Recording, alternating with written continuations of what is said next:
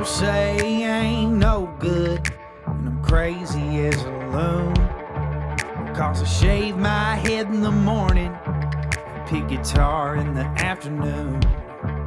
Just like old Chief and Charlie, I like to lay around in the shade. Well, I ain't got no money, but you better believe I got it made. Cause I ain't asking nobody for nothing if I can't get it on my own.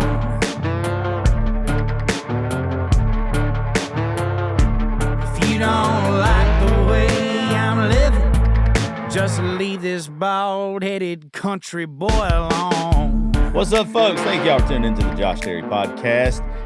Today has been a really hectic day. First off, before I introduce this fucking awesome guest we got on today, shout out to my boy Will Mosley. We're finna have a number one probably by the time me and Miss Conway get done recording in just a minute. So if you haven't already, go download Gone for Good Now by Will Mosley. He got a golden ticket on Sunday night for American Idol, and super proud of you, bud.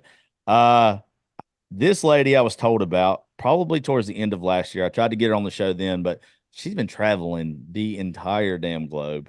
She looks like she's killing it, having a great time. I don't really know about her podcast. We're going to find out about that in a minute, but she had one at one point in time. But I'd like to introduce y'all to Miss Conway. How are you doing, darling? Hi, I'm good. Thank you so much for such a sweet intro. Yeah, the podcast thing is a little up in the air right now. So that's funny that somebody like you, who's just a damn sweetheart, that somehow you get a violation and I don't understand that at all. yeah, very random to just get an email from Spotify that your podcast just deleted forever for like, I don't know what reason. So yeah, so I may have a podcast, I may not. It was called Higher Conversations. It was very PG and self-helpy, but I mean, you might be able to find me, or you might not. I don't know. I'm not sure what's happening. Well, either way, the rest of your social media is there. What's that so they can go look you up? So you can find me at Cassie E. Conway. So it's CASIE Conway on Instagram and on TikTok. So you can find me there and you can find all my videos. You can see all my traveling, all my hotels I stay at, all the fun stuff I do. So you can find me there. At one point in time, did you live in Nashville? Because I'm still trying to figure out how I got told about you. Yes. So I lived during COVID. I had switched from being a celebrity hairdresser. So I was a celebrity hairdresser in California. Okay. And then during COVID, obviously, COVID was very weird in California and it stayed very weird for a long time. So I got into being a private jet broker. And so I went to Nashville, and Nashville was super normal. And it was so fun because no one was on tour. So I got into the music industry really quickly and just networked, and I was like, this is awesome. Then I'd come back to California, I'd be like, what is going on here? You guys are living in crazy land. So I ended up having my house here in California. So I live in Newport Beach. And so I have my beach house here, and then I rented a luxury apartment in Nashville. So that was like my fun time. So I go out there and go out, dress crazy. And then I would have to come back here to cuckoo land for so long. So I actually lived in Nashville for about 3 years. I always love that does make sense that why you know. Well, I always love when I hear that somebody got out of California during COVID. The rest of the world, I live in South Georgia, and our world wasn't really turned upside down that much. What was the craziest thing that was going on out there during that time for you? Dude, as a hairdresser, we were the last people that could work. And I was like, I mean, if you know about being an entrepreneur, talk about your whole industry just being shut down. Yeah, no shit. And so it was doing backdoor hair. People were covering up the windows with paper and opening the salon. You had to go in the back door of the salon. My salon never reopened. So I got, which is even crazier. So prior to COVID, I would fly anywhere in the world every month for a week to a different country by myself. And so I literally got flown out of Spain right as COVID was shutting down. So I was in LAX, being what the fuck is going on? During COVID, it was crazy. And then my salon never reopened. And so I ended up just turning my guest room of my house at that time into a hair salon. So I was doing like super backdoor hair and I was sitting on so much cash because I was like, you can't take credit card. I mean, it was just so Yeah. wild. So I had so much cash that I was like, I don't, and you're not going anywhere. So I was like, what do I do with all this? Like, Okay. Quick question. I don't know what a regular haircut would cost. Like, obviously, I'm bald headed. I don't know what an expensive hair. What do you charge for hair? Like you said, a celebrity hairdresser. Like, what's a normal day for you, money wise, for hair? um, I mean, it kind of ranges. I mean, obviously, I specialize in extensions and blonding, Yeah. so that's really expensive tickets. I mean, that's like maybe 2 G's What for the? someone. I'm in the wrong business. Yeah. So, and like just a female haircut's $150 for me. Okay. So, Boy, yeah. I'd go to Supercuts in a heartbeat. I'm sure. Yeah, but you get a much better experience with Oh, me. I mean, hello, yeah. charismatic over here. Oh, I'm sure The it's cool. conversation is better. I'm like a therapist. I mean, it's great. Oh, obviously. It's just I'm a cheap bastard. Like 100% cheap. Like if my old lady was like, "Hey, I need to go get my haircut. Will you pay for it?" I'm like, "Oh yeah, just let me know when you get done. I'll send you the money." If she was to send me like, "Hey, $2,000," I would lose my mind, dude. Yeah, but look how hot she is. I mean, you got to pay for Yeah. the hotness. Like, come on. Yeah. There's like, I think that guys like this is the whole thing. You want a hot chick, right? I I mean, I prefer put a them, lot yes. of effort in. Like, it is expensive to maintain this. I got to go to the gym. I got to go to Pilates. You think Pilates is cheap? No. My nails are Yeah, expensive. My hair well, is expensive. Like, you want someone that's hot. Well, we're expensive. well, this So, is where I'll kind of disagree with you. I get your concept. But like I'm kind of old school to where like I don't like the Botox, I don't like the lip filler, I don't care if you're in the gym all the time. Like I'm under the impression like that whoever I end up with, like I'm gonna grow old with. Like I'm not fixing to do hardly any of that shit. Obviously, look at me right now, I look like trash. But like I'm not gonna do any of that shit. I really don't care whether you do or not. And I know most women are just doing it for like self gratification, like just to make yourself feel better. You're not doing it because of a man or anything like that. But I think the majority of us men are like, if she looks good, that's cool. But like, I'm a big personality guy. Like, you got to be able to make me laugh and entertain me. And there's a lot of women, you clearly wouldn't be this way because you have a personality. There's a lot of women that just rely on that. And uh, it gets kind of tricky to where like, and men are too. There's a bunch of muscled up assholes that are one big muscle that have no personality that are lame. And I get why like people want to look good. I don't think it's everything. I don't think like if you told me I had to pick between looks or personality, I'm picking personality. yeah. I look at it as this because I've traveled so much. I look at it as when you go to the airport, you see a very big cross section of the entire world, right? If you can't manage, like, I see older people and they can barely get through the airport. I'm Yeah. like, dude, if I'm going to grow old with you, I don't want you to be like decrepit. Like I want you to, like, I want No, I us to get be it. able to be like functional and healthy, Yeah. and fitness and being healthy is a part of that, like in aging well. Yeah. And I want you to be able to get my bags from the overhead bin, like I don't want you to be like hobbling and like in a wheelchair getting on the plane when you could be fully functional just if Yeah. you put a little bit more effort in when you were younger to be healthier. That's my whole theory is I get like that. I'm I get looking it. at like 10, 20, 30 years down the road. Like, are we going to be broken? Like, I want to be able to still travel and do stuff. Like, if we can't travel because you can't get off the couch, then we have a lifestyle problem. Yeah, I guess everybody's got a different with that because like I am there's a guy, his name's David Allen Coe, and he's got something that I quote all the time. And it's he says when you walk past my body and I'm in the casket, I don't want anybody to be like, "Oh damn, he looks good. He looks like he's asleep." He says, "When you walk past my casket, I want everybody to be like, damn, that dude is dead. There's not an ounce of life left in him." And with me, I guess you would if you were to go by I your don't know how standards. that's good. Well, I'm just saying, like, I want my gas tank to be on E at my last days. Like, I don't want to have any life left in me. I want to get all the living I can out of me. And your way probably is a good mix of that. My way in my Yeah. head, my way is like, "Ah, you're just gonna look like shit when you get older anyway. Like you're 36 now, Josh. This, keep pushing. You're doing all right for 36. You could be worse. And then like, I don't know how old you are, but I see other 36-year-olds or even 40-year-olds, and they look so much better than me, like just healthier. And I'm like, I really ain't that bad on my body. I'm really fucking up here. Maybe I do need to do some shit you're talking about. Dude, my grandma is 86 years old, and my dad made a bet with her years ago. Like, and she's like one of those like feisty, like you can't tell me what to do type women. And he's like, I bet you can't do one push up. She does 25 on her toes push ups every morning. Shit. She's 86. I Woo. can only do like 12.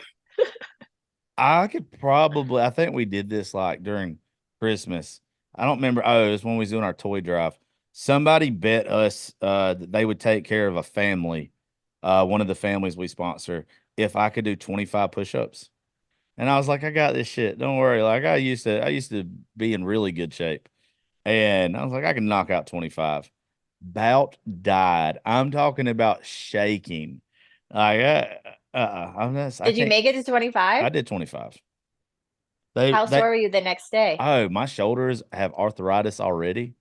Yeah, like Oh it's no. not good. Like I hurt sleeping wrong now, dude. But I'm just now getting to where like I just found out my testosterone's low. And Oh. some other stuff. So like I'm getting into Are like you going to do the replacement therapy? I think we're gonna do the pellets and see how the pellets Yeah. go. Dude, my Um, guy friends have said that it is literally life changing for them. They were like wondering why they felt so depressed, lethargic, like they were going to the gym but weren't seeing any results. Just now they like feel completely transformed with it. Like yeah, they said it's a game changer. Yeah, we started off with the shots. The first shot they gave me, I'm not trying to be crude here, but 30 minutes after getting that first shot, all I wanted to do was fuck or fight everything around me. Like it was, and I ain't never been a person who's had an unhealthy sex drive, but like I've never been like the most sexual person either. Like I'm very vanilla as it fucking is. But shit made me feel 18 again. It was ridiculous. I can only imagine when we start these pellets here in the next couple days what it's going to be like. Well, congratulations on taking your health as a priority, Yeah. and even talking about it because I think more people should talk about it. I mean, our food doesn't even have that much nutritional value in it as it used to back Oh, in the day. absolutely So, like, not. we have to supplement these things. So, like, when people are like, we didn't used to have to do that, it's like, well, the dirt had more nutrients in it. And so the food we ate was like more nutrient dense. Like, we're having to do more stuff, but I think that that's great to optimize your health because that's something that's going to benefit your daughter down the road, Yeah. like it's going to benefit you down the road and it's going to benefit other people. So like keep talking about it because I think more people should share about that kind of stuff. Well, like growing up, I was very athletic, played sports all the way up till I was about 20. Uh, very good shape. Had my daughter when I was 24. I went from being like an on average between 200 and 210 to when Gracie was born when I was 24. By the time I was 25 or 26, I was about 330 pounds. Like I just quit doing everything, was this lazy dad, fucking nothing.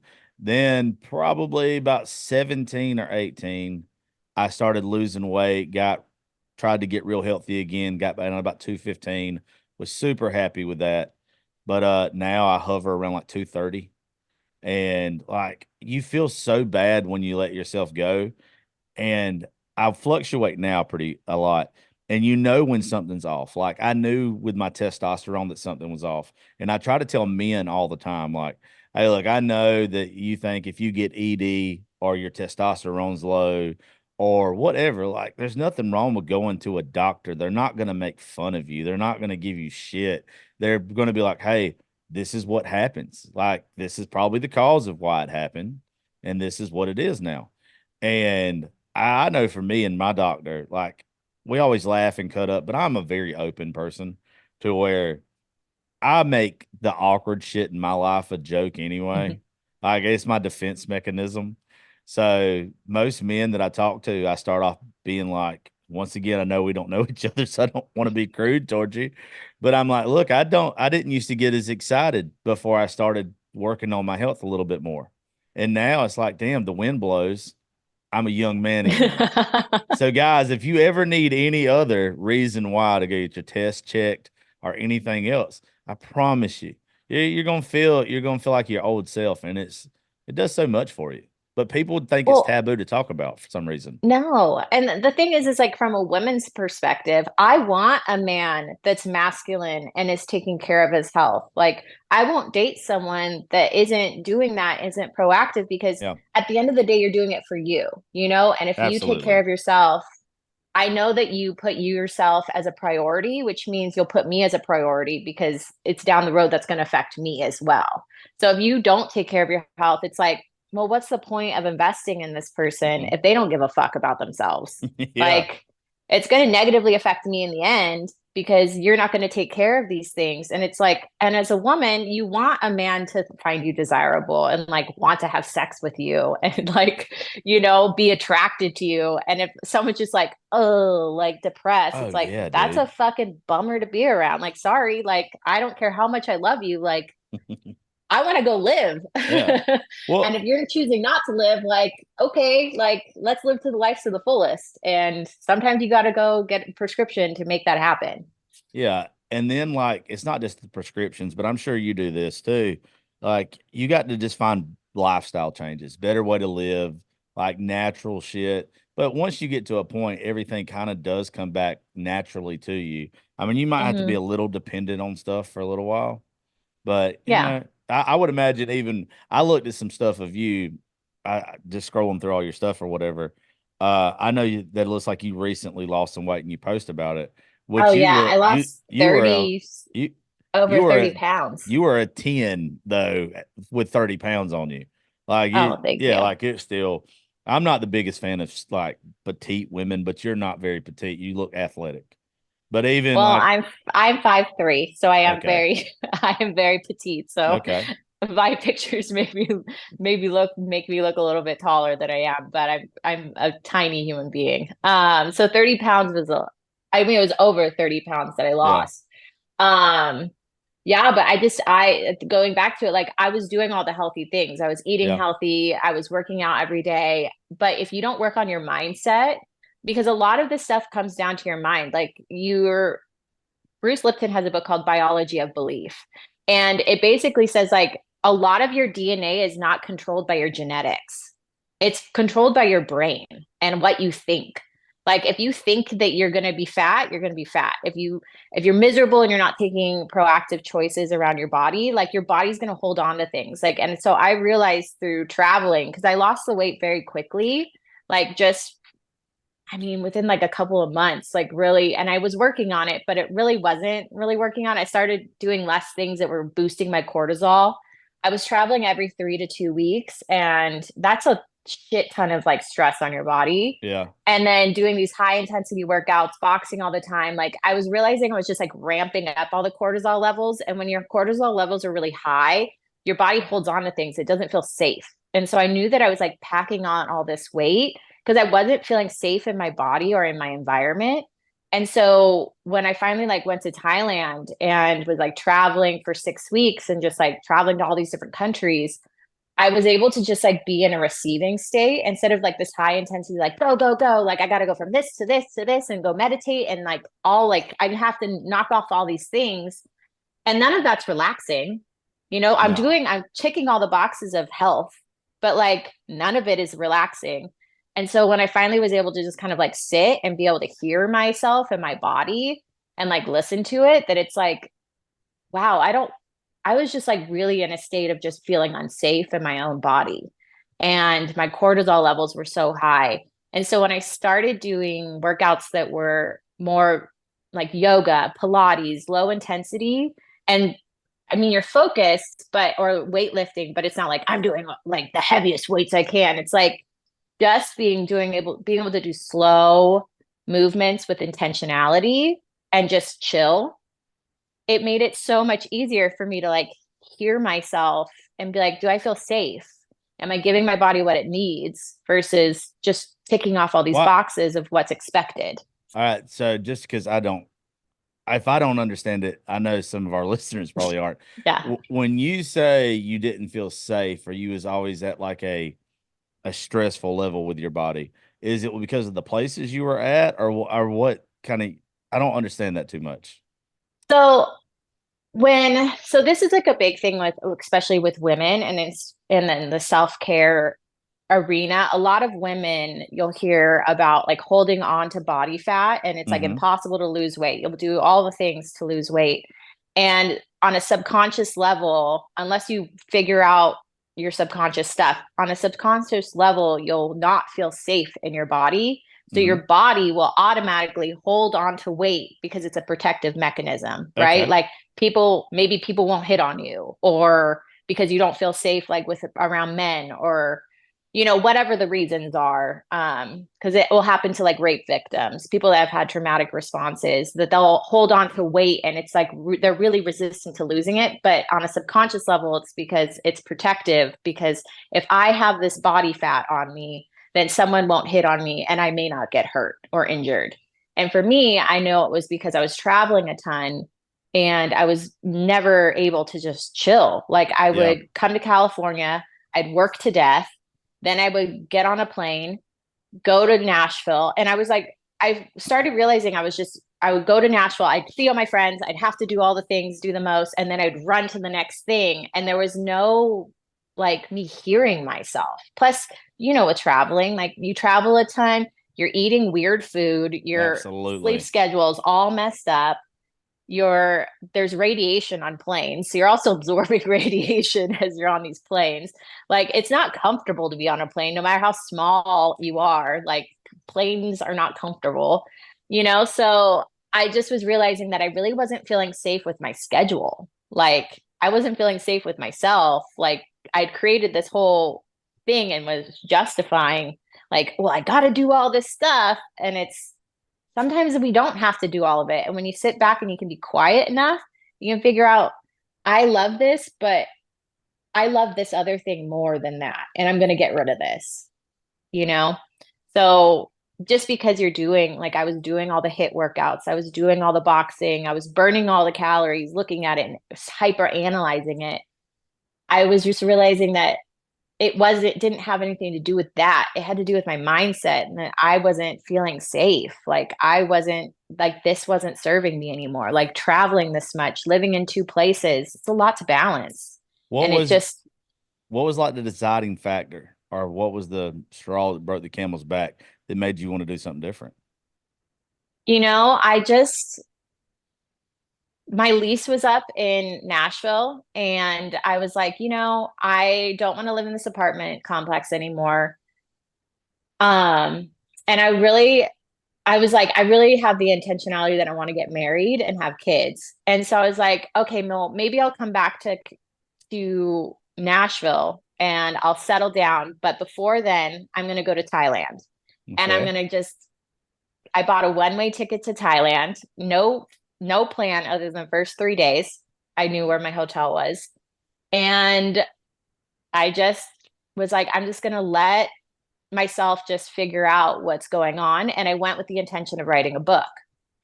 So, yeah. So from there, I just was in this like very open receiving, like, okay, God, like whatever you want to do, wherever you want to lead me, like I am here. And through that, I ended up traveling for 5 weeks. I went to 4 different countries. I met this like really dope dude along the way. I met a ton of dope people along the way, and like travel buddies, and went on all these different experiences. But it was like in the quietness of, I'm in a totally different time zone. No one can talk to me. Like my phone doesn't even work, like unless I have Wi-Fi, because I wasn't gonna have data. So when you're like completely off the grid and then you're busy just doing other stuff, I was able to have that stillness of being able to hear myself. And I was like, you know what? Nashville isn't serving me. Like, why am I going to go move back to Nashville to go find a man to settle down? Like, I love this life. Like, I'm going to meet Yeah. someone doing this. Like, I'm There going to you meet go. someone doing something I like doing. And so, yeah, I don't know if that answers your question, No, but it that kind of it was just does. being still enough to hear really what I actually really wanted. Like, Well, I'm big into there's a quote I like from you probably never seen it. There's a movie I love called Lonesome Dove. It's my favorite movie, book, everything of all time. And there's a quote in it that says that if you want something too bad, when you get it, it's bound to be a disappointment. Then Hmm. and I always like say, hey, if you think your favorite restaurant, your favorite dish there, and you've built it up in your head to where I can't wait till the next time I go back and eat this. When you go the next time, sometimes it's not as good as you've built it up in your head, but that doesn't mean that it's bad. And a lot of us overthink happiness. We think that, hey, we've got to have the husband and wife. We've got to have the kids. We've got to live on this little country ass place in the middle of nowhere. But in reality, you don't really know what your fucking real happiness is, or you'd already be in it. Like sometimes you Hmm. just got to exist until you find your true happiness. And that's why when you said a while ago, like, hey, I was thinking about coming back to Nashville after this and settling down, my first question was, did you already have a dude that you were looking forward to getting back to? And I guess you just probably had it in your head that the idea of being here and being happy is what your happiness was until you travel to Thailand and you're like, oh no, I love this. I love just being able to go and being able to meet new people and have new experiences. Yeah. I mean, I really, so my whole story is like I was a crazy partier before my dad died. And then my dad unexpectedly died. I completely changed my life. Like How long 180 ago was did. that, if you don't mind me asking? And my condolences, by the way. Oh, thank you. It was the December before COVID. So if he had Okay. just died during COVID, they probably would have said it was COVID. Okay. So from that, I had never traveled the world. I'd never done anything. I was a crazy partier. I had nothing to show for it. I was broke. I mean, just like a degenerate, like just a cokehead Pretty much drinker. me now. Yeah. No, I mean, you're doing significantly better than I was doing, Still a if that is degenerate, you. still a degenerate bastard. Yeah, but So yeah, so I literally just on the anniversary of his death, I went to Bali for a month by myself. I'd never traveled ever. yeah. And so I went to Bali for a month. And so that's kind of why I went to Thailand because I was like, I needed to get away and out of America. And so yeah, I just like thought like the American dream is you're supposed to settle down and have a family and like the white picket fence. And then that is not my dream. That does not make It's me not happy. realistic to anybody. It just seems like exhausting. And then when you're in these other countries, everyone takes their kids everywhere. So there's Yeah. like families with like babies everywhere. I'm like, Americans don't do that. Mm-mm. Yeah, Like I I've was never like, been I to don't want that. yeah, I've never been to another country, so I wouldn't know. I'm scared to fly. Uh so like Really? yeah, I gotta get over it, dude. I've got to And I go. talked to you about the radiation thing. Now I Yeah. just added one more thing to the The fire of you radiation not of all wanting the to do thing it. the radiation of all the things I'm scared of on a plane is absolutely it's I don't care about the radiation. I've probably done stupider shit to my body. Uh yeah, I'm scared to death of it. I don't like being out of control. Like I like to be in control of whatever I'm doing. And I'm just scared to death of the crash. And I know it's not gonna happen, but fuck, I just feel like it would be so ironic that I've been scared of it my whole life and had to give up jobs as far as the show goes, people paying me to come places because it's like I'm not driving 20 hours. We've been invited to do a lot of shit in Texas and probably in Vegas mostly. And I'm scared to death to fucking do it, dude. I mean, I don't condone this, but like it's just maybe a suggestion. Do you take edibles? Why don't you just Dude, edible yourself up and yeah. just get on the Well, plane? if I do the right ones, I'll be fine. It's just my problem with edibles.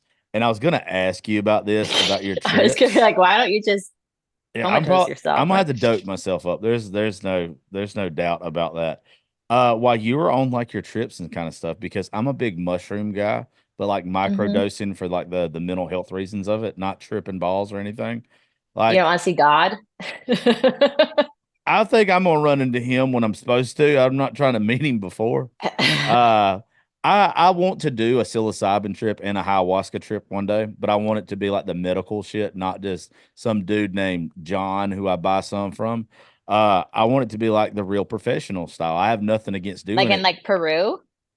I got a buddy from Nashville. Her name's Whitney Miller, and she has done ayahuasca somewhere, and I thought it was Thailand. What she told us like 17 times now. And she says it's just the best thing on the fucking planet. And that's what I was wondering about, like your trips and stuff. And you just mentioned Oh, do edibles. I do?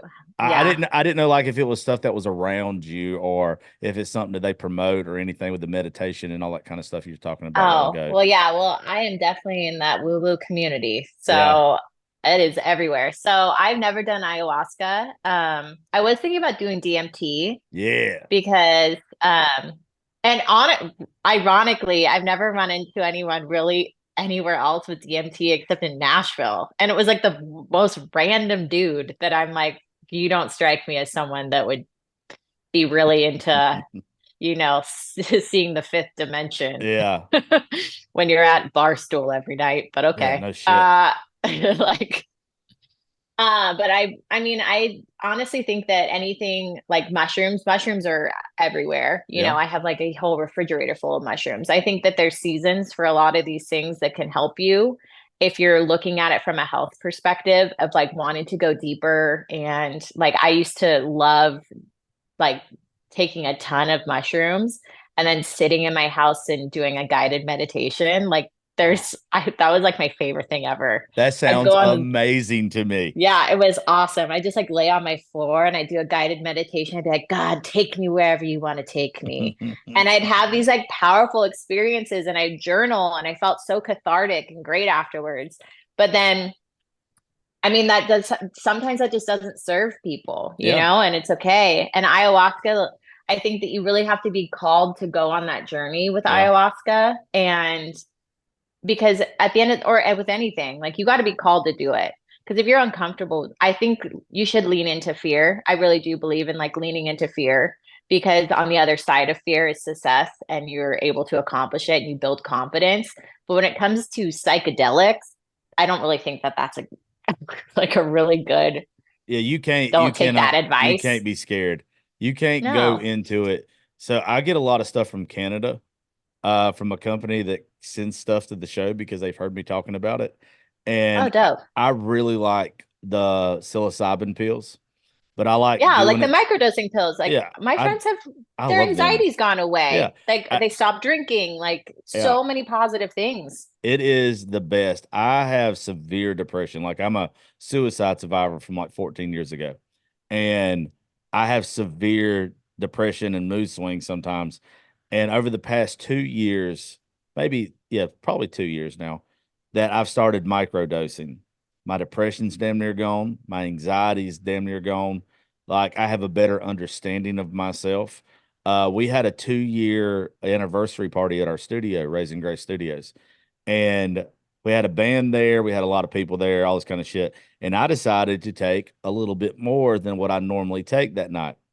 And I had the realization that night. I went outside while the party was going on, and it hit me like a ton of bricks. It's like, you don't have to be the center of attention anymore, dude. Like, you don't have to be in here doing what anybody else wants you to do. If you want to sit on your tailgate and listen to music, you can be just as happy. Like, you don't have to be part of the party to be the party anymore. And ever since then, like my mindset on so much shit, like I we were on like episode 520 or something of the show, somewhere around there. And I'll guarantee you, until that happened at our 2 year anniversary, which would probably be like 250, 300 shows, I probably was drinking at every single show because I thought that's what the listener wanted. I thought that's what the guest Mm-hmm. wanted. I thought they wanted the wild side of me, the side that you don't know what the fuck I'm going to say or what I'm going to do or anything like that. And people like that, but that's not why they were listening. They were just listening Mm-hmm. because they liked me. And the guests would come on because they liked me. So after that, like there probably hasn't been 50 shows, probably hasn't been 20 that like I've been drunk or I've been drinking while doing the show. And the numbers of the show have just went up and up and up to where like I wouldn't have thought that though. I had to get over the fear of people not liking me Mm-hmm. sober. Yeah, that I'm telling you, Dude, that shit that's works so good. huge. Yeah. And honestly, that's because most likely all of that happened because your energy was increasing. Yeah. Like your vibration is increasing on your energy because alcohol is a depressant. Like I haven't drank Yeah. in years. I do like the taste of tequila, so Oh, you ain't like the I only one, can't. darling. I love it. I Woo. love nice tequila. Like I love Mm-mm. how it tastes, but I don't like how it makes you feel. So I can't say that I'm sober because if you gave me like a small shot glass of tequila, like nice tequila, I'd sip Yeah. it. So I'm not sober. But there's a huge movement of people that don't drink. Like I'm basically completely sober because I don't smoke weed. I even mushrooms, like mushrooms, I don't really do mushrooms anymore. I Mm-hmm. just think that there's a phase in everyone's life of where things serve you and then they no longer serve you anymore, Well, it's And I think that's huge that, even having that realization because so many people feel insecure to not drink because of what someone else is like, oh, well, I'm oh different. yeah, But it's like, but you're awesome who you are. absolutely. Yeah, it sounds like you understand what I try to tell people all the time. Some people hit a wall with their where they're using, whether it's alcohol or whatever. They hit a wall and they're like, "Oh, I think I have to stop now before I become an addict or whatever." And then I think there's some people that hit a wall and it's because you've done all that you needed to do and you understand that like you've had the fun, you've been the wild child. It's not necessarily that you want to get sober, but it's okay, now I'm on to the next chapter of my life to where with you traveling or whatever, with me writing music, everything is like, hey, I'm on to that next part. This was fun. This gave me what I needed. This was a great couple chapters in my life. And Mm-hmm. some of it not so good, but most of it pretty good. But now I'm on to the next chapter. And I don't have to be where I'm drunk all the time or I'm always going to do things. For me, it literally was where I realized after about a month or so of not drinking every day or every other day, it's like, one, I feel so much damn better. Two, Mm-hmm. I'm saving so much money because my bar tabs are not cheap. I'm not casually drinking. If I go out with me and my buddies, we're getting plowed. Mm-hmm. Three is you realize like you just don't need it to be happy. And anybody Mm-hmm. that makes you feel like it is they're part of the problem. Like they're the ones that are gonna have a problem one day to where you're like, hey, whether it's spirituality or whatever, it's like I got all I needed. Now I can move on. And I like when people get that. And that sounds like with you to where you still like tequila. I still like to drink, but I only save it for occasions now to where like I'm going on vacation or going to Nashville to work, stuff like that, to where back in the day I was looking for a reason to drink. Mm-hmm. Instead of me just being a normal functioning human being, I'd be like, damn, I ain't got nothing to do. It's Tuesday night.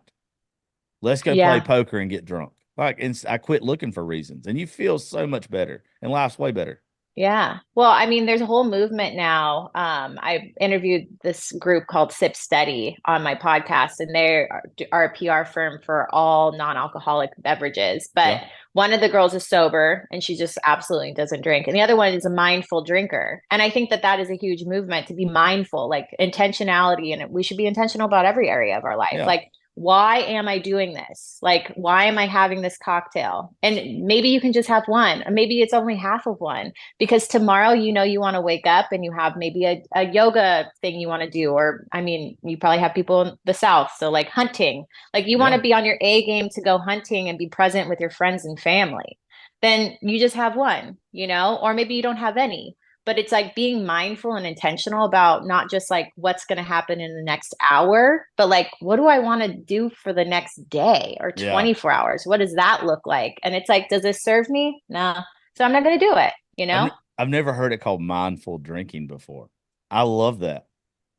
I really do. Yeah, it's I way like that better. term a lot. Yeah, that you're a mindful drinker. It's not Yeah, that you're sober. It's not that you're absolutely non-negotiable, like not drinking. It's that you're being mindful and intentional about it. Like so much more powerful, right? It gives yeah, you your power back. yeah. That's one thing that I'm big on is like regaining your power on any situation. And the Hmm. way that you just said that is cool as shit to me. Like I've never thought of it being that way. And I guess some of us already do it, but I've never had a term for it. Because drinking responsibly, the old Budweiser ad and all that kind of shit, that doesn't really That work for just sounds me. like just don't drink and drive. Yeah, that's really Like, it. Not take 8 shots of tequila and call you ex-girlfriend. Like mindful drinking. Just I think that's probably what I'm going to call the name of this episode now. But that's cool to me. And I like the fact that you're big into, and we haven't really covered this, but I can tell you're big into self-discovery. and all that kind of stuff and self-value. And that's what I've really over the past couple of years got more into, that understanding myself better, understanding what works for me, what doesn't, and being kind of unapologetic about it. And that's kind Mhm. of the way you are, dude. That's cool. Yeah.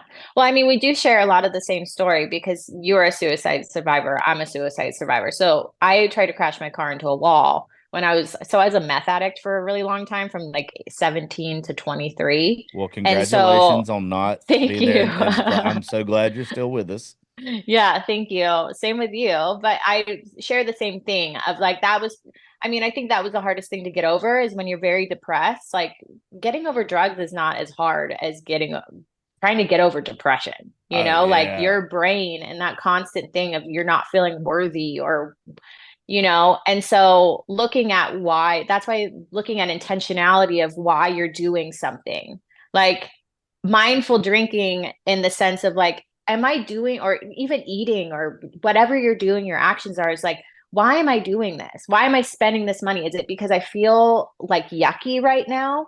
Like being, and it's okay to do it and spend that money when you're feeling yucky, but knowing why instead of just being like, just absentmindedly just drinking. And it's like, really, you were really sad. And it's okay to be sad, like, but it's better for you to own it and see it because then you can grow from it and you could heal versus just numbing it out with whatever it is. So being intentional and looking at like, why is it that I'm doing this? Yeah. Like, like what is it that I'm feeling and to honor those feelings, but then do something positive with it. Yeah, I think it's always healthy to realize that you're the problem in your story. Like, Always, we're always our own victim. Like yeah, we are the problem. yeah. But the healthy thing about that to me is like, if you realize that you're the problem, then you actually can fix it. When you think everybody Hmm. else is the problem and they're the reason why you are the way you are, you're never going to get out of that victim Mm-mm. mindset. But when you realize, like, hey, I could be doing better, and I'm the ones that's causing pain. I'm the one that's causing the hangovers. I'm the one that's causing all this bad shit to happen in my life. I guess always where you can fix that. Exactly. And then you take your power back. Like we are all master manifestors, like Yeah. every single one of us. Look at your life. You literally spoke that into existence. Like, I mean, if you don't like it, and like this is the power, like look at all the shitty things that you've manifested in your life. Like that's how powerful you are that you Yeah. can create the complete opposite of the positive. So if you need proof and evidence that you are a master manifester, look at everything, like every single word, every single thought. You create your life. So you can either create heaven or hell on earth for yourself. And it's like, I choose to create heaven on earth for Yeah. myself. Because when I create heaven on earth for myself, that means I create heaven on earth for other people because broken people hurt people. So Yeah. when you're broken and you're an asshole, guess what? You're going to be an asshole to the next person. They're going to be like, this guy was a dick to me. They're going to be an asshole to the next person. It's like, well, if we own our space, and go, I want to create heaven on earth. I want to create peace in myself. My utmost priority is my peace, which means my peace will transcend into producing peace for other people. That's huge. Like that's power to really change the world and like own our space and be just such a powerful influence. Like your ratings probably went up because you stopped drinking because your energy just rose. And then people could feel that on a subconscious level. Well, I think that really the ratings rose just for the simple fact to where I started, like, there's certain things that me and you have got to experience that a lot of people don't. So like you used to be a celebrity hairdresser, you got to be around people and go places that most folks don't ever get to. But how you describe those things and how you talk about those things is such a fine line in being proud of it and showing off. And I think with my drinking, well, we would have guests on and everything. I think every once in a while, I would forget there was a listener. I would forget that there was somebody that I was trying to entertain, to where like I would get lost in a conversation with a guest and just stop what I should be doing. And I think our ratings kind of went up and have continued to, because like I'm paying more attention to you. Like I'm not just making it about me. Like with a good podcast, so it's be a good conversation. It's not just supposed to be because you got great numbers on social media or somebody else has great numbers. Like, you're supposed to look for people that have a different mindset to where they're going to hear a different topic. They're going to hear a different point of view. And I kind of got stuck in the groove to where I'm going to have my buddies on here. We're going to talk about country music. We're going to talk about drinking. We're going to tell some stupid fucking jokes. And I got past the point to where, like, when we set up the show, it is where our original title of the show was Politics, Religion, and Whiskey. But I wanted it to be where we didn't talk about those things, but if they came up, it was okay. I wanted it to be a safe place for whatever. If you were somebody that was transitioning, if you were a Democrat, if you were a Republican, if you were a liberal, if you were an atheist, if you were whoever, I wanted it to be where I could have an adult conversation with you and you felt comfortable regardless. But we quickly had to get rid of that title because it was fucking confusing. And every artist or whoever we tried to have on the show would be like, I don't want to talk about politics or religion. And I got so tired of explaining it to everybody. I was like, fuck it, we're just gonna call it after my name. But like when I started actually paying attention more to the guest and letting them open up and do more of the talking, I think that's what really helped out. I want to go back to, like, yes, we've had experiences that other people haven't had, but I really want to talk into that these experiences that you and I have had, they're not just like we're lucky. Oh yeah. Like every single person, if whatever you fucking dream, I believe that you can attain it, because it would be cruel for God to give you a dream that you weren't able to attain. Like each one of us. Realistically. Yeah, no, I believe that you can do powerful things, like amazing things can happen, and miracles happen. Yeah, and but those aren't but like describable. For me, I'm not saying miracles don't happen, because I believe God performs miracles every day. If you don't believe in God, then the universe performs miracles every day, however the hell you want to put it. But I got to know realistically, I'm not ever going to be Chris Stapleton. I'm not ever going to be a brain surgeon. I'm not ever going to be any of those things, but I can be complementary pieces to it. A lot of people want to say, especially in music or comedy or whatever, they want to say, oh, if I'm not the top dog, then I haven't made it. And that's not the case. You could be a writer for either one of those things. But the rest of what you're talking about, like manifesting, I get it. But also, if you set unrealistic expectations for yourself, you're always going to be miserable in my mind. Well, I think that you have to set expectations that you actually believe in. Yeah. So I do wealth and abundance coaching, right? So I help people with their scarcity around money and like really being able to be clear on their dreams and their desires. So you have to have tangible, attainable goals. So if you're like, I'm going to make $1 million this month, and you're making $2,000, your brain won't even be, I believe you can do it, but your brain won't fucking believe you can do it. So you got to make it. Yeah. So like you got to do a baby step goal. Like maybe it's 5K. And then because I believe you can do whatever you believe. I believe you can do everything. Yeah. But you have to have attainable goals. Like if I'm going to say that I'm going to all of a sudden, in the next 2 weeks, look like Angelina Jolie, that's not necessarily. You kind of do. Oh, well, thank you. But but I'm saying like you have to have a goal that is like you have to do the baby step goals, because if you make the goal so fucking big, it's so your brain can't even comprehend that it's going to get there, and then you're just going to give up. So it's like I always say, like if you want to start going to the gym every day, just go for the first week and just go for 5 minutes. Yeah. I just want you to get there. I'm not saying you got to sit there for 2 hours. Yeah. I just want you to get there for 5 minutes, and then the next week go for 10, and then the next week go for 15. Like make it an attainable goal that you can actually do, because you build confidence that way. Yeah. If you make it too big, you're not going to have the confidence, because you're like, well, I can't do this, and you just give up. Well, yeah, like but like a brain surgeon, is that like really what you wanted to do? No. No, absolutely not. I'd rather be a lawyer. I like arguing and shit. But still, I can't do that. I couldn't go back to school and do that. But what you're saying though, to kind of dive a little bit more deeper, is too many people miss like their little victories because they're too focused on like winning the battle or winning the Oh, war. 100%. So Yeah. like what you're talking about is like if you got a game plan and it's from A to Z, you got to be grateful every time you hit B, C, D, everything along the way, and Mm-hmm. you can't just constantly be looking at Z. Like Yeah. you can't.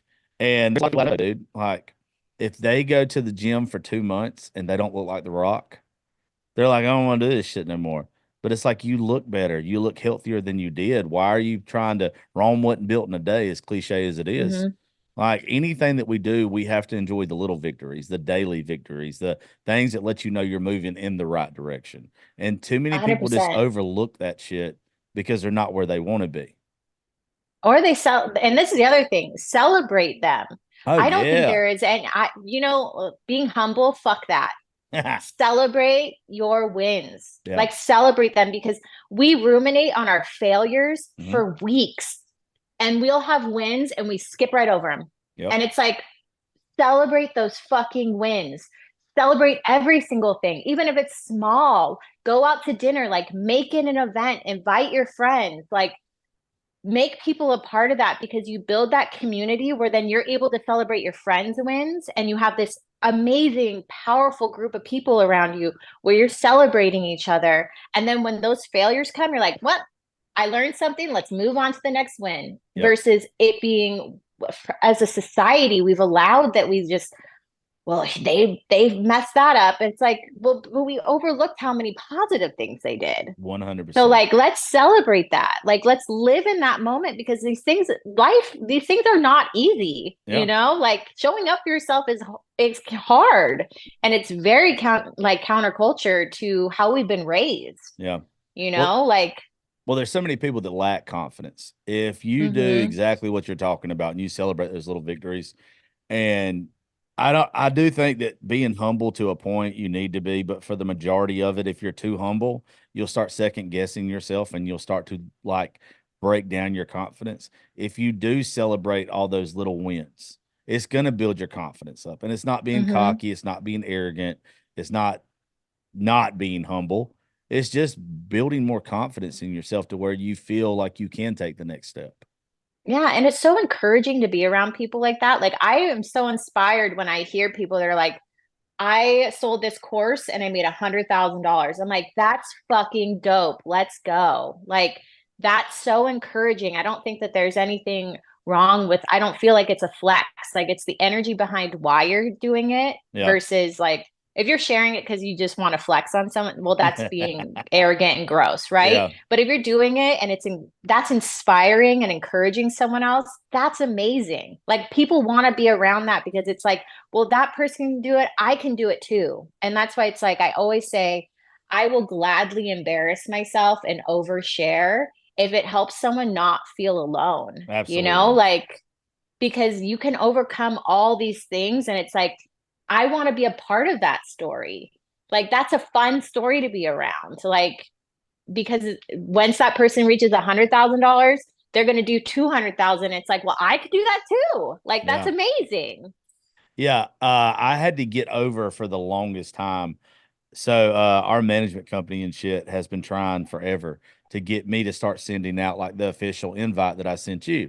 And I've sent some other guests that we've got coming on soon. Cause I was like, you know what this looks like? This is the toolish fucking, I don't want to send this out. I don't like talking about me. I don't like whatever. Like, I don't like anybody being like, oh, whatever. I had to get over that because it's like, hey, look, sometimes you have to brag on yourself a little bit to be in a better circle. You have to show your worth to other people to be in a better circle, to keep growing. Otherwise, the people that already know you are going to be the only ones that know you. The people that you already work with are going to be the only ones that work with you. You have to sometimes, but you got to do it in the right way. How you were just talking about, to where you literally got to see what I've got going on without me coming off like a tool, like without coming off like a douche. And if you don't, you're stuck right where you're at, dude. Well, also, it's none of your business, like, really, how anyone interprets you. Like, for me, if someone wants to be like, whatever they want to say about me, that's none of my business, because that's not a reflection on me. That's more a reflection on them and their internal stuff. Even when it comes down, like, let's talk about drinking.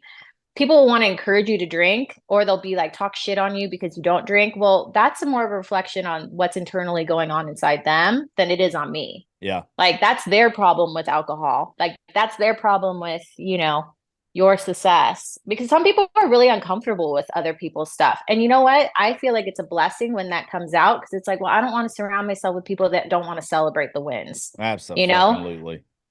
Like you want people on your team, because I want to be on other people's teams and I want to celebrate their wins. Yeah. And I want them to be stoked on mine. So I have created a really great like female group of friends that's what we do. And people that aren't a part of that, I just I don't have the energy for it, So celebrate, like be who you are. And I always look at it as a blessing when it's like, okay, then I don't fuck with you. Like, yeah, I'm big on the not fucking with you. Like I've got my cutoff game, or whatever the hell you want to call it now, what kids call it to make it sound cool. I just get to the point to where, like, if you're not helping me, if you're not helping me mentally, if you're not part of my success, if you're not part of my peace, if you're not part of the next step for me, like, I don't really feel the need to have you around anymore. And that's hurt me a lot, because like there's a lot of people where I'm from I love to death. I would do anything in the world for. But when you outgrowing people that you love is a thing, outgrowing situations that you love is a thing, you owe it to yourself to make yourself happy. And if any of that stuff is taken away from you, dude, you got to let it go. You got to realize like this isn't just not the place for you anymore. Well, we are the average of the company we keep. And Yeah. that means we're the average of their bank account, we're the average of their health, we're the average of everything. So being really clear on that, like that who do you want to surround yourself with, and how are they living their life, and what does your life look like, and like the life that you want to live. Yeah. Do you want to pair up with that? So if you're just hanging around negative people that are complaining all the time, well, you're going to be the next negative person. But if you're around people that are like, let's talk about like, how can we level up? Like, what's the next step? That's dope. That energy like really moves you forward and moves your life forward. Yes, ma'am. You know what? You are too damn cool. I already knew like this is going to be a good show, but your mindset on shit, like I can't wait to kind of keep up with you and see what the future has in store for you. There's not many people that have your outlook. There's not many people that just have even the stuff you talk about, you're passionate about. Like, I imagine you help a lot of people. Spotify better give you your fucking show back, because you're good at this, and you can still you make a difference in people's lives, I'm sure. Oh, thanks. I try. I mean, I do. I really do try. So thank you. That's very sweet of you to Well, you say. did I'm good. gonna like cry. That's okay. I try to make people cry on here, but Good. like there are certain people that I don't believe that certain folks are put in situations as a mistake. I always like to say you're not always where you want to be, but you're always where God wants you to be. And you don't know why you're there until you get through it. And then you Yeah, absolutely understand. I always say you don't ever understand why you're hurting and why you're in pain until you're on the other side of pain. And then it makes totally. sense. And with you, I know you've been through a lot from just what we've talked about now, but it seems like you've took all that pain and turned it into your purpose. And I got like a mad respect for that. I Oh, wish more thank people you. did that shit. Well, I mean, you can be really blessed through something that you can never consider a blessing. It's all about perspective. And it's hard, and it's a bitter pill to swallow, especially when you have to be proactive and realize that we can create being a victim in our own lives, or we can be empowered and take our power back. So, I mean, through everything I've gone through, I could have been a victim and just Yeah. went off the rails. And that's what most people thought I would do. And instead, it completely changed my life and became a totally different person than I could ever have expected to be. And I am proud of myself for it. But also, I really chose to not be a victim anymore. Yeah. I chose to take ownership of my life, you know, and look at everything as like, even though this stuff really hurts, I know I can be blessed on the other side of it. And when you change that perspective, you're able to see things and be grateful. And when you're in an energy of being grateful, you're in a frequency of being able to receive blessings. Yeah. Because you can see them. But if you shut that off, you'll never see the blessings and the miracles happening in your life, because you're just a victim and everything is bad. So Yeah, I'm on the big side of, and I know this is fucked up most of the time when I say this, but like even the worst moments of your life, I think could probably be your purpose. We've Oh, had 100%. we've had women on this show that unfortunately have been molested or raped, and then they went on to be the crusaders to help women stop and be there and be their support system. I always like to say, and I know I said that a while ago, pain is purpose, but a lot of us are looking for our purpose in life, and I believe that our purpose is ourselves. It's everything that's led up to the moment of confusion where you don't know what I'm supposed to be doing.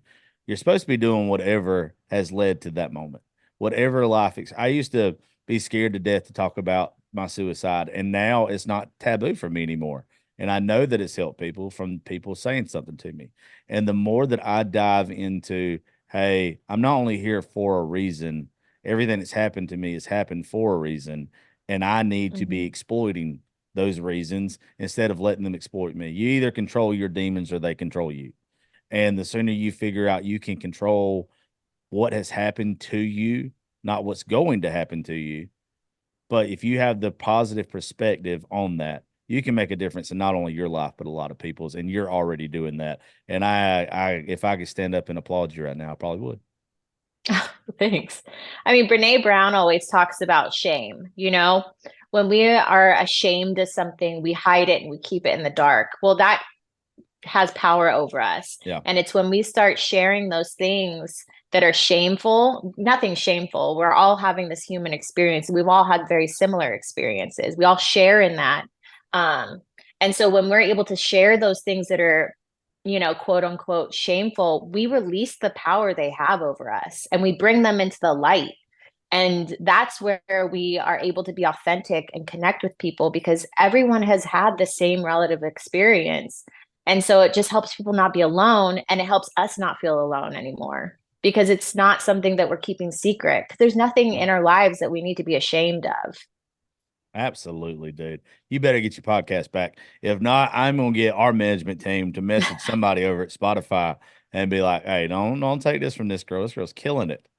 Oh, thank you. Thank you. Thank you. Thank you. Well, I'm writing a book. So the next step is a New York Times bestseller. Well, you let me know because we've already had one bestseller on here. So you get done writing that, we'll help you plug the shit out It's of already it. going to happen. Let's We're do it. master manifestors. Well, It's happening. It's already done. as soon as you get done writing the son of a bitch and it Yeah. goes out for publication, you let me know and we'll get you back on the show. Yeah, I love it. Thank you so Well, much for having me. anytime, darling. Drop your socials one more time and we'll get the hell out of here. Okay, my socials are Cassie, Casie Conway. So you can find me on TikTok or Instagram. And I'm very open in the DM. So unless you're creepy, then we don't answer Yeah, those. you should But definitely include that last part right there because there's yeah, no probably some creepy. creepy bastards. Leave her alone, you sick fucks. Don't mess with this one's cool. This one's a good one. Don't mess with this one. But thank you for coming to hang out for a little bit. We Thank you appreciate it. so much. I And thank appreciate it. This was anytime, amazing. anytime you want to do another one, you let me know. Yeah, thank you for being open and vulnerable. You're helping a lot of people. You know that though. Well, thank you. Same to you. That's why I think I appreciate you and respect you even more than I thought I was going to. Oh, thank you. I don't mean that in a bad way. I don't mean that in a bad way. It's just some people, they surprise me sometimes. Like some people are more than you expected them to be. And I don't mean that you expected them to be a piece of shit. It's just all you ever see from social media. And by the way, we're still recording this. All you ever see on social media is just what they let you see. When every Hmm. once in a while somebody peels back a layer and you get to see a little bit more, or you get to hear them word it different, or whatever, or you get to see their point of view and where they're coming from, and all of a sudden you have a better understanding of them and you identify with them. And then once you identify with them, you're literally a fan for life. I don't like the word fan. And I don't like the word follower. Like you want to be close to them. You want to be a family member and keep up with them on social media, not in weird ways, but like they mean something to you. And I could Hmm. imagine the more you're open and honest, the more you probably mean something to people. And not that we don't get that on the show a good bit, but just your outlook. It's crazy. If you go back and listen to the show we did last week with Chad Prather, big talk show host and all this kind of shit. He's a really funny dude. but we talked about people playing the victim. And Mm-hmm. it's just how it's just beat people down and they don't know another way how to be different or anything like that or why they should be different. And so much of what you just said a while ago and throughout the whole show, it shows people why they shouldn't be the victim, why they should want to be the hero of their story instead. And you just don't find that Yeah. every day. Well, it's exhausting being the victim. I mean, it's Absolutely. exhausting. Like, I would much rather be powerful and like try and listen to my intuition than be a victim. It's exhausting to complain all the time. Like I'd much rather be like, fuck this. It doesn't feel Yeah. good. I don't want to do this anymore. Like, change it up. Yeah. Like, do anything. Just I change. I definitely bitch more than what I ought to because I have a pretty good life. But when I am bitching about something, I either leave it alone or I fix the situation. Like if Hmm. it's all right to be frustrated or aggravated with something, but do something about it. Don't just complain. Yeah, there's venting and then there's just sitting in it. Yeah. I heard this quote and it was the best. It's like when you complain, you're praying for crap. And when Ooh. you and when you think about that, you're like, because your words have power. Yeah. They direct your energy, they direct your thoughts. So when you think of it that way, you're like, yeah, I don't want more of that. Yeah. So I'm going to change what that is and change my words into what I do want. And then you go take actionable steps to make it happen. Like there's space for venting, but then you have to take action. Absolutely, dude. You're cool. You're cool. I'm definitely gonna be Oh, keeping up with you. thanks. And I Thanks. hope You're cool. and I This think turned out so much more fun than I was like kind of nervous coming on here. So thank well, you. I'm glad that you even said that right there because like there's certain people that I find on social media, I'm like, this will make for a good episode, but they've got to get over my social media pretty much, like the shit I post, the shit I say. I'm a big fan of I want you to judge me by my cover. I don't like fair weather people. So like if you are somebody who fucks with me, a friend to me, whatever, like I want it to be where you had to dive into me to understand who I am, the way I think, all this other stuff. And for some people, especially women, it takes a little bit longer sometimes to realize like this dude isn't a piece of shit. But when they do, like it usually goes from, oh, this guy could be like my fucking best dude friend, like shit like that. And that's where the show gets really good. Like if you go back and listen to the show or anybody that's going to listen to it, if you go to the first 10 to 20 minutes of the show, you're like, this is kind of stagnant. This is this is not what it ended up being. But the rest of it, the next hour of it, is what is really good. And without people like getting over that nervous shit, like it's never a good episode. And you got over it pretty quick. And you did a great job, dude. Like it was really good. I Thanks. enjoyed this one a lot more than I thought I was going to. Well, honestly, like when I looked at your I mean, my social media looks not great either. I mean, I just have like bikini You get pictures. Let's yeah, be but real. it's okay. Like who does it? Yeah, but I mean, it's just like kind of generic. But I mean, thank you for just like helping to remind me that I do Yeah. have a story to Yeah. share and that I should share it more. But also, you're a girl dad. Like, I was Yeah. like, he's a girl dad. So, like, he's not going to be a bad dude. Like, Nah.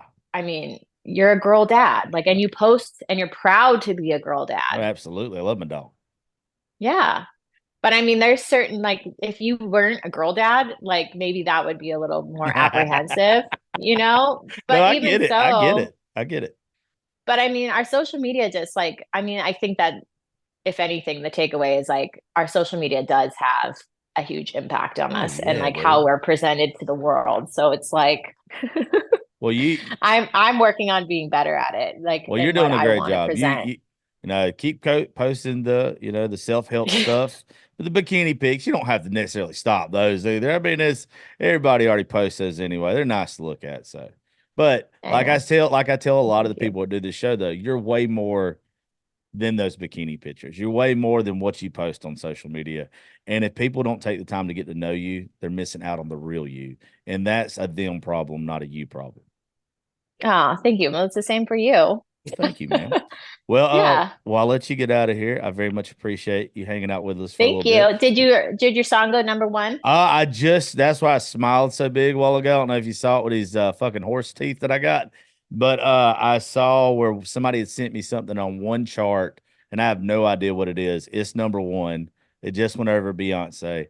But I don't know Fuck I yes. don't know on iTunes yet. iTunes is sitting at 2 in country and 4 across every genre. And I'm a big Teddy Swims fan. If we jump Teddy Swims, I'm going to lose my fucking mind. My ex-boyfriend's buddies with Teddy Swims. Of course. You look like you got boyfriends that are friends with Teddy Swims. I mean, that is a compliment. I mean, that is a compliment. Yeah. But I never got to meet him. well, I mean, he's an ex-boyfriend, so no. well, then he sounds like a piece of shit to me. He sucked. No, I'm just kidding. He's Yeah, great. no. He's a great guy. Okay, well, he didn't introduce you to Teddy Swims. He ain't that great. That would have been the deciding factor for me if he was a good boyfriend or not. I know. He did introduce me to Jelly Roll though. Oh, that's cool. A couple of times. Jelly's a really good dude. He's an extremely good dude. So, but thank you. Hey, let's do this again. Let's wait a month or so and do it again.